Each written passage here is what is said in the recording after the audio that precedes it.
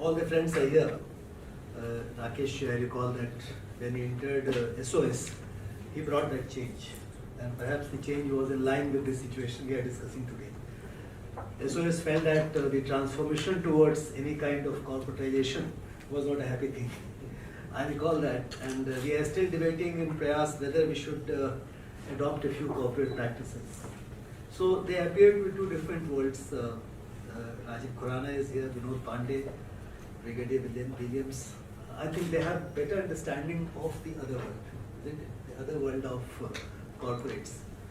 So as we said that non-profit versus profit and adhesive, trying to combine the two interests, I think we are probably limiting ourselves. We are limiting ourselves in our perspective.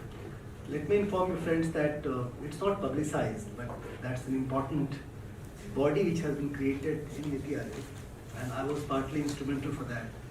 They have created something called Standing Committee of CSOs.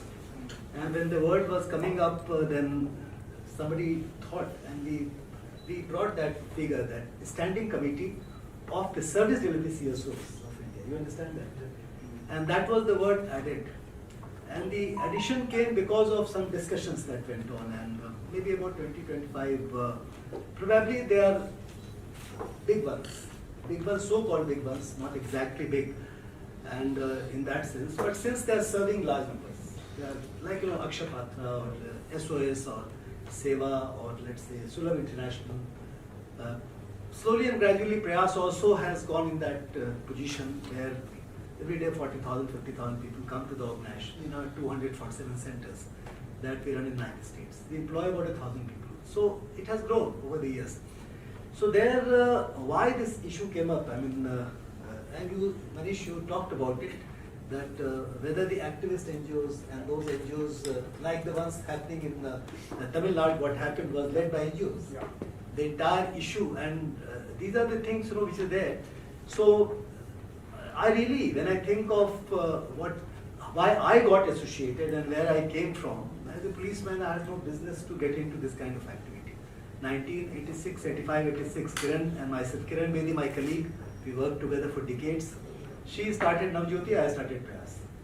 I started Prayas for the simple reason that city of Delhi had, maybe by evening, our police stations used to have 50, 60, 70 children who could not be taken to government homes, who couldn't be kept in police stations. So they had to be kept somewhere. Those kind of children, which were taken charge of by the police. You understand that? Limited, very limited purpose.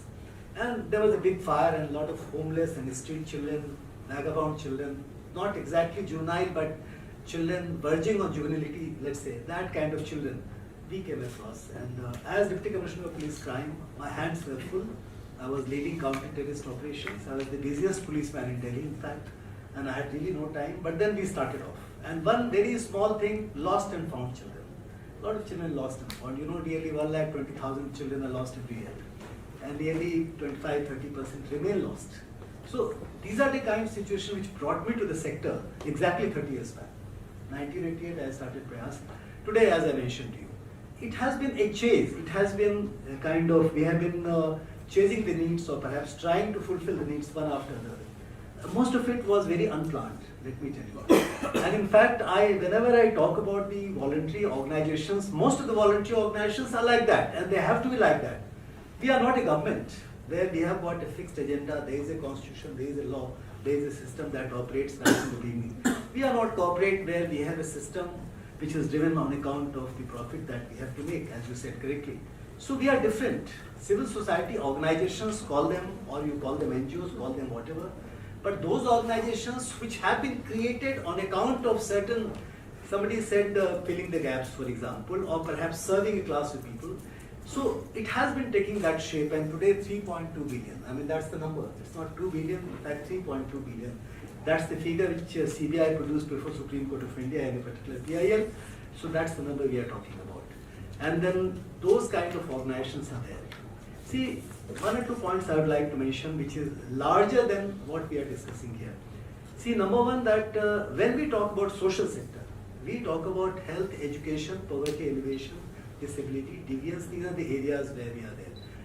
When we talk about social sector, again, in terms of the targeted groups of population, we are talking about children, deprived children, women, disabled, elderly, these classes of people. Now, this entire range of social sector has something to do with the government's programs also. Government divides its activities and ministries and programs according to it. And we meet somewhere.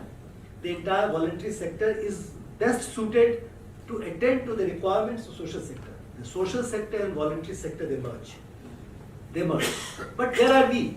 Where are we and where do we figure ourselves? Despite the numbers that we have, 3.2 billion, the role and the location and the credibility of the voluntary sector is, as you say, is very much in question. And to the extent that nearly fourth year of its existence, Niti Aayog did not have a single discussion like this. And let me now, the gaps are too big. Our justification, why are we important? Why we must exist?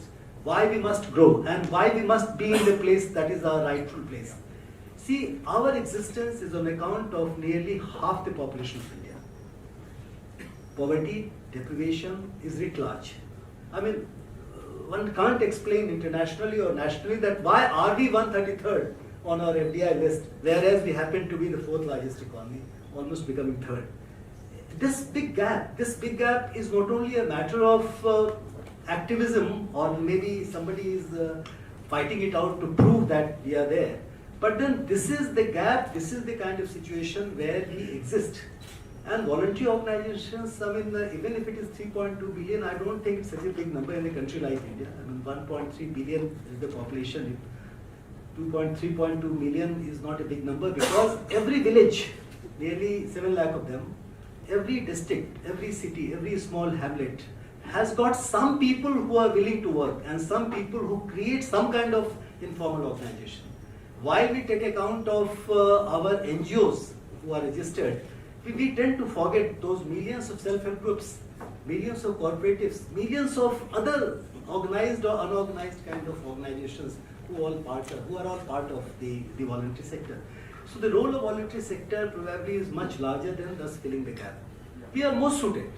We are the only one most suited. The last point I would like to mention here, that if we are talking about the representative character in terms of polity, all right, MLAs, MPs and corporates, they represent the people's wishes and aspirations in political terms. But what about their socio-economic sensitivities? What about the requirements of the socio-economic situation? There we create a situation. So these are some facts I thought I'll just kind of flag out so that other panelists can speak. Thank you. Thank you so much, sir. Thank you so much.